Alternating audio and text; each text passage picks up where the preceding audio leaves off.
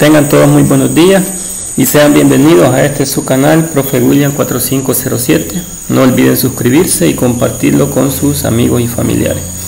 Este día vamos a trabajar en el tema 1.4, vértices, lados y ángulos correspondientes. En la parte del análisis dice que observa la siguiente figura simétrica. Ya me dan una característica aquí, que la figura es simétrica.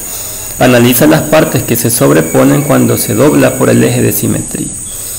Literal A, ¿cuál es el vértice que se sobrepone al vértice B? Literal B, ¿cuál es el lado que se sobrepone al lado BC? Literal C, si el lado GF mide 3 centímetros, ¿cuánto mide el lado BC?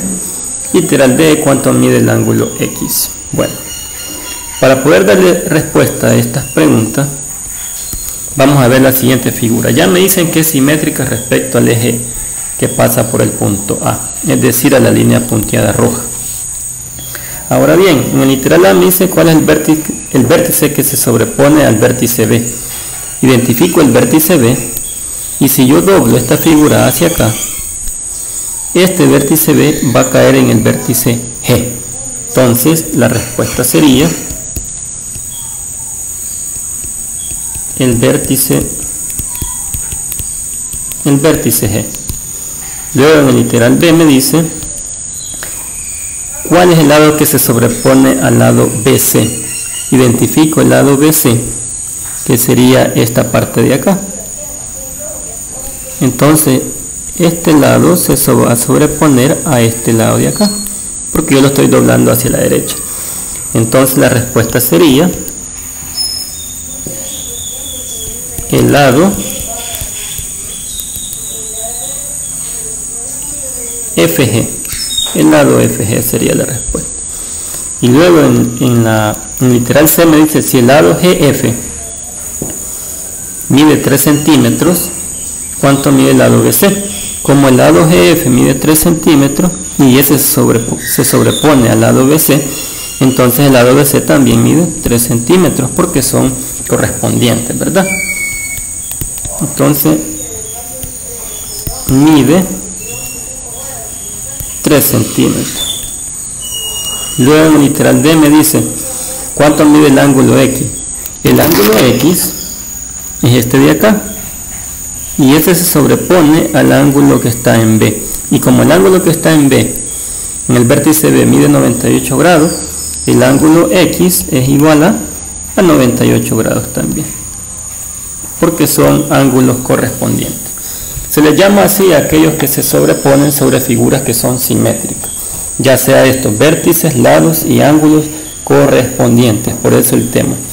Luego en la parte de resuelve me pide que en el número 2 encuentre la medida de los siguientes lados y ángulos explicando tu respuesta. La vamos a responder ahí mismo. Literal A, la longitud del lado LK. Identifico cuál es el lado LK, que es este de acá. Y como ese se sobrepone, si yo doblo hacia acá, sobre este eje de simetría, se sobrepone al lado AB. Entonces, como el lado AB vale 2, entonces el lado LK también vale 2 centímetros. Luego me dice en el literal B la longitud del lado IH. La longitud del lado IH es este de acá, el que me están preguntando, y que se sobrepone al lado ED, porque si yo lo doblo cae en este lado, y como el lado ED mide 2 centímetros, también el lado IH mide 2 centímetros. Luego la longitud del lado EF.